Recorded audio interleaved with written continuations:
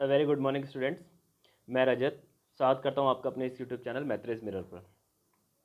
Students, आज के video का मकसद ये है कि अभी आप देख ही रहे होंगे कि पिछले 4 5 10 दिन से रोज़ लगातार बोर्ड की स्ट्रेटजी में चेंज हो रहा है, नए न्यूज़ आ रहे हैं। तो स्टूडेंट्स, जो पढ़ाई चल रही थी कंटिन्यूस, वो पढ़ाई में डिस्टर्बेंस हो रहा है और उनका जो मतलब एक तरीके से वो उनकी पढ़ाई में नीरसता आ गई है, वो शांत से हो गए हैं। ठीक है, पढ़ाई करने का मन नहीं कर रहा है। तो आज का जो हमारा वीडियो है वो है कि आपको आपके कंपटीशन के बारे में बताना है कि आपको कंपटीशन कहाँ करना है और आपका भविष्य कितना उज्जवल है, आप कहाँ कहाँ जा सकते हैं, जिससे कि आपका पढ़ने में मन दोबारा से लग सके। तो आज जो है हमारा वीडियो, वो आपका पॉलिटेक्निक करने के बाद में गवर्नमेंट जॉब जहाँ पर आप अप्लाई कर सकते हैं और जहाँ पर आप एक बेहतर जॉब ले सकते हैं। जनरली जब हम पॉलिटेक्निक के बारे में सोचते हैं तो लोगों के दिमाग में प्राइवेट नौकरी का ख्याल आता है, लेकिन ऐसा नहीं है। पॉलिटेक्निक करने के बाद में बहुत बड़ा एरिया है जहाँ पर आप सरकारी नौकरी, सरकारी सेवाओं में आ सकते हैं। तो आइए देखते हैं आज की पॉलिटेक्निक के बाद में किन किन सरकारी सेवाओं में आपके लिए रास्ते खुलते हैं। तो सरकारी सेवाओं की भारत में अगर बात की जाए तो आपके लिए, यदि सरकारी सेवा की बात की जाए तो आपके लिए 3 प्रकार के रास्ते खुलते हैं, 3 सेक्टर खुलते हैं। Number 1,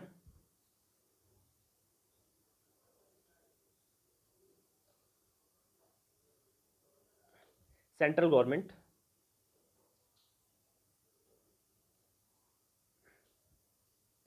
central government.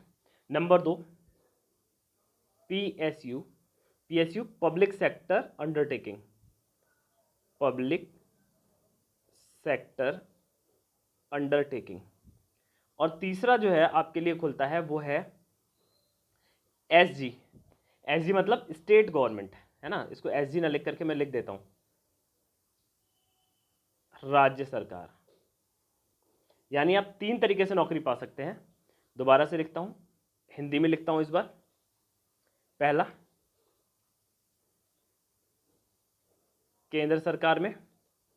दूसरा, राज्य सरकार में।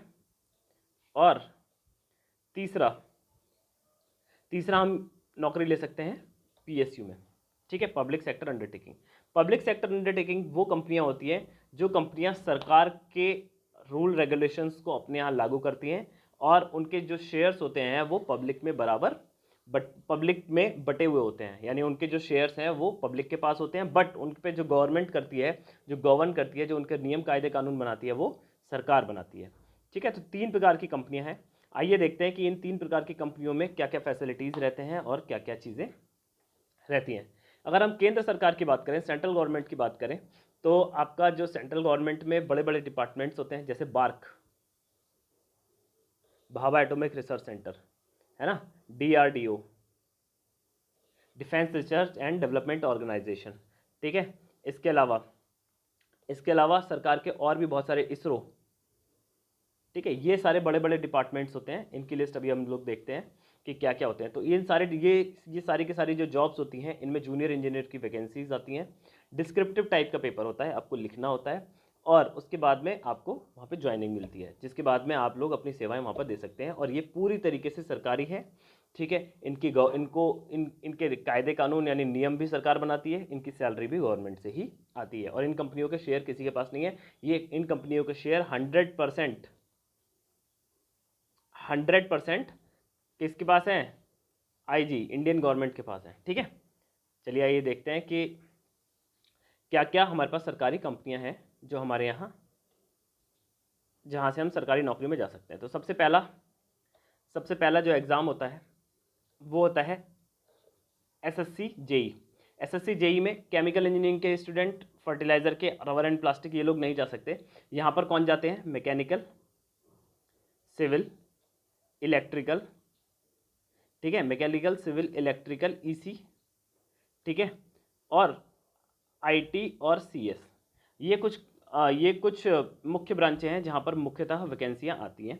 और यहाँ से सेंट्रल गवर्नमेंट में सीपीडब्ल्यूडी हो गया, या ना ही national highway authority of India हो गया, इस तरीके के डिपार्टमेंट्स में आपको नौकरियाँ मिलती हैं, जो एक बहुत ही अच्छी जॉब होती हैं और जिनका बहुत ही बेहतरीन तरीके से जो है फैसिलिटीज़ आपको मिलती हैं।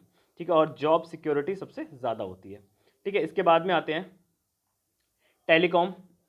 टेलीकॉम सेक्टर में आप जो है ईसी ब्रांच और EI ब्रांच और इलेक्ट्रिकल ब्रांच, सिविल ब्रांच, ये सभी ब्रांचेस की वैकेंसियाँ इसमें भी रहती हैं। ठीक है।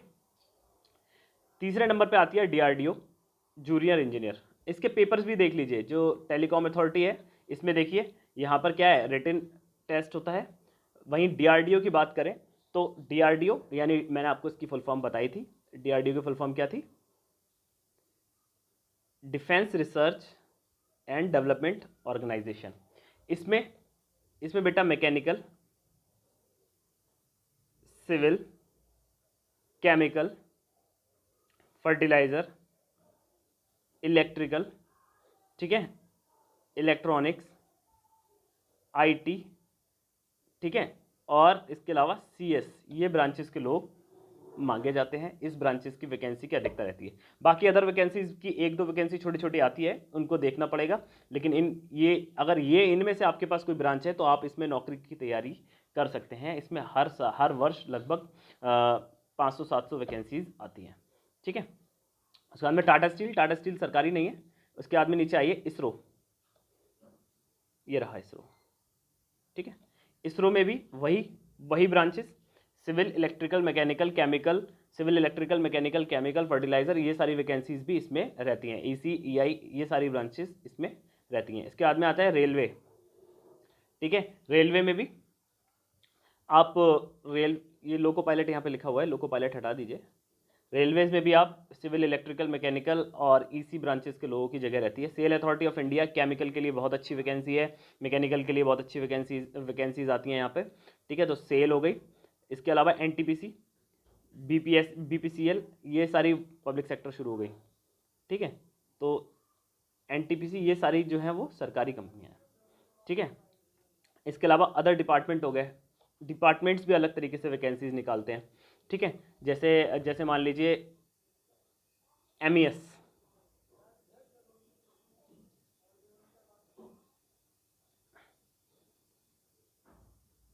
Mechanical engineering service, military engineering service. ठीक है। मिलिट्री इंजीनियरिंग सर्विस, तो यहाँ पे भी क्या है, आपको अच्छी खासी डिफेंस में जॉब देखने को मिलती है। ये डिफेंस की जॉब होती है और बहुत सारे तरीके से ये सिक्योर जॉब मानी जाती है और इसका जो जॉब प्रोफाइल है वो बहुत ही अच्छा होता है MES में। ठीक है। इसके अलावा एक ऑर्डिनेंस फैक्ट्रीज होती हैं, ऑर्डिनेंस फैक्ट्री, ये भी सरकारी जॉब के लिए होती हैं। यहाँ पे केमिकल के लिए अच्छी खासी वैकेंसीज होती हैं। ठीक है। जहाँ पर विस्फोटक वगैरह बनाए जाते हैं। इसके अलावा मैकेनिकल, इलेक्ट्रिकल, सिविल, इनकी वैकेंसीज तो इसमें रहती हैं। तो ये आपके कुछ गवर्नमेंट चुनिंदा डिपार्टमेंट्स हैं जहाँ पर आपको एक बेहतर करियर पॉलिटेक्निक करने के बाद मिल सकता है, जिसकी तैयारी आप कर सकते हैं। अब हम देखते हैं कि स्टेट गवर्नमेंट आपकी कौन कौन सी वैकेंसीज आपको प्रोवाइड कराती हैं। ठीक है। तो स्टेट गवर्नमेंट की अगर बात करें तो स्टेट गवर्नमेंट में देखते हैं कि हमारे यहाँ क्या क्या डिपार्टमेंट्स होते हैं। अगर हम यूपी स्टेट गवर्नमेंट की बात करते हैं तो यूपी स्टेट गवर्नमेंट में आप देखते होंगे कि एक तो हमारा ये है UPPCL, Uttar Pradesh power corporation limited, UPPCL, Uttar Pradesh power corporation limited. ये उत्तर प्रदेश का गवर्नमेंट का बिजली विभाग है। इसमें बहुत सारी वैकेंसी सिविल, इलेक्ट्रिकल, मैकेनिकल की आती है। केमिकल की यहाँ वैकेंसी नहीं होती। ठीक है। इसके अलावा हमारे यहाँ कौन सा डिपार्टमेंट होता है, इरिगेशन डिपार्टमेंट। ठीक है। Irrigation department UP irrigation department में ढेर सारी वैकेंसीज होती हैं। इसके अलावा आपका UPPWD, उत्तर प्रदेश लोक निर्माण विभाग। ठीक है। इसमें सिविल की वैकेंसी सबसे ज़्यादा, मैकेनिकल की उससे कम, इलेक्ट्रिकल वगैरह की बहुत कम वैकेंसीज रहती हैं। लेकिन ये सारे के सारे जो डिपार्टमेंट्स हैं ये स्टेट गवर्नमेंट के डिपार्टमेंट हैं। अगर कोई यूपी का नहीं है तो वो अपने स्टेट के डिपार्टमेंट में इस प्रकार की नौकरी के लिए भर सकता है। यहाँ पर JEE की, ठीक है, JEE की डायरेक्ट वैकेंसीज आती हैं, जूनियर इंजीनियर की डायरेक्ट वैकेंसीज आती हैं। पेपर ऑप्शनल भी हो सकता है, रिटन भी हो सकता है, वो आपके स्टेट पर डिपेंड करता है। ठीक है। तो इस प्रकार की गवर्नमेंट जॉब की वैकेंसीज आपके स्टेट में भी रहती हैं, सेंट्रल में भी रहती हैं, और ढेर सारी कंपनियां हैं। एक दो कंपनियां छूट रही होंगी जो शायद मैंने अभी गौर नहीं किया या मैं बता नहीं पाया हूं। अगर आपको और इनके बारे में जानना है, लिस्ट जाननी है, तो डिस्क्रिप्शन बॉक्स में आपको मिल जाएगी। आप मुझे कमेंट कर दीजिएगा, मैं आपको प्रोवाइड करा दूंगा। अब ये दोनों कंपनियां हो गई, दोनों चीज़ें हो गई कि भाई सेंट्रल गवर्नमेंट की जॉब हमें पता चल गई, स्टेट गवर्नमेंट की भी पता चल गई। आपके पास भरमार है सरकारी नौकरी की। ठीक है। आप जो है, लोग कहते हैं कि जो है पॉलिटेक्निक करने के बाद सरकारी नौकरियां कम हैं या ये वो, ऐसा कुछ नहीं है, नौकरियों की भरमार है। अब बात आती है कि पब्लिक सेक्टर्स हमारे कौन कौन से हैं, क्या क्या पीएसयूज़ में हमें जॉब की अपॉर्चुनिटी मिल सकती है। तो पब्लिक सेक्टर की अगर बात करते हैं तो हमारे पास पब्लिक सेक्टर में यहाँ से एक तरफ से लेके शुरू करता हूँ, ठीक है। पावर ग्रिड कॉरपोरेशन, ठीक है, ये भेल, ठीक है, भारत हैवी इलेक्ट्रिकल लिमिटेड, ठीक है। भेल में केमिकल की वैकेंसीज भी होती हैं, इलेक्ट्रिकल की सबसे ज़्यादा वैकेंसी, मैकेनिकल सिविल की वैकेंसीज होती हैं। भारत पेट्रोलियम केमिकल के लिए बहुत अच्छा पब्लिक सेक्टर है, यहाँ पे chemical engineering, mechanical engineering, civil engineering सभी लोग जाते हैं, ठीक है। फिर मेट्रो, दिल्ली मेट्रो डीएमआरसी, ठीक है, लखनऊ मेट्रो, अलग अलग स्टेट्स की मेट्रोज़ में, ठीक है, एनएचपीसी, ठीक है। इसके बाद में गेल इंडिया, गेल इंडिया में भी केमिकल इंजीनियरिंग की बहुत अच्छी वैकेंसीज रहती हैं, मैकेनिकल की भी अच्छी वैकेंसीज रहती हैं। एनटीपीसी, ठीक है, इंडियन गवर्नमेंट के कोई डिपार्टमेंट है शायद दिख नहीं रहा है यहाँ पे, लेकिन इंडियन गवर्नमेंट में तो रहती हैं। Indian oil corporation limited, ONGC, oil and natural gas company, तो ये सारी की सारी वैकेंसीज आपके लिए रहती हैं। देखिए डिफेंस में मैंने आपको बताया था ना एमईएस वगैरह में, तो वो है ये एचपीसीएल, ठीक है। ये मेन कंपनियां हैं जो आपको दिखाई दे रही हैं, ठीक है। ये देखिए national highway authority of India limited, ये देखो एनएफएल, नेशनल फर्टिलाइजर लिमिटेड, यहाँ पर फर्टिलाइजर के लिए और केमिकल इंजीनियरिंग के लिए बहुत अच्छी वैकेंसीज रहती हैं। क्रिप्को, ठीक है, कृषक भारती कॉरपोरेशन लिमिटेड, ऐसे करके कुछ इसका नाम है, ठीक है। ये देखिए बार्क, बहुत सारी आपके पास एक नंबर ऑफ लिस्ट है, ठीक है। आप इसका स्क्रीनशॉट ले लीजिएगा, मैं आपको इसको खाली छोड़ दे रहा हूँ, ठीक है। आप इसका स्क्रीनशॉट ले लीजिए, बहुत बड़ी मात्रा में आपके पास पीएसयूज़ हैं। ये पीएसयूज़ का मतलब क्या होता है मैंने आपको बता दिया। पीएसयूज़ का मतलब होता है कि यहाँ पे जो जो नियम बनाएंगे, जो रूलिंग होगी, ठीक है, वो किसकी होगी, गवर्नमेंट ऑफ इंडिया की होगी, ठीक है। लेकिन इसमें जो लगने वाला पैसा होगा वो किसका होगा, शेयर्स का, यानी किसका होगा, पब्लिक का। इसीलिए हम इसको पब्लिक सेक्टर अंडरटेकिंग बोलते हैं, ठीक है। ये कंपनियां जो वर्किंग है इनके वो प्राइवेट की तरह होती है, लेकिन इनके ऊपर कंट्रोल कौन करता है, सरकारी कंपनियां या भारत की जो सरकार है वो इस पर कंट्रोल करती है, ठीक है। तो ये आपके पास कुछ बेहतरीन सरकारी मौके हैं। पॉलिटेक्निक करने के बाद में आपका भविष्य बहुत उज्जवल है।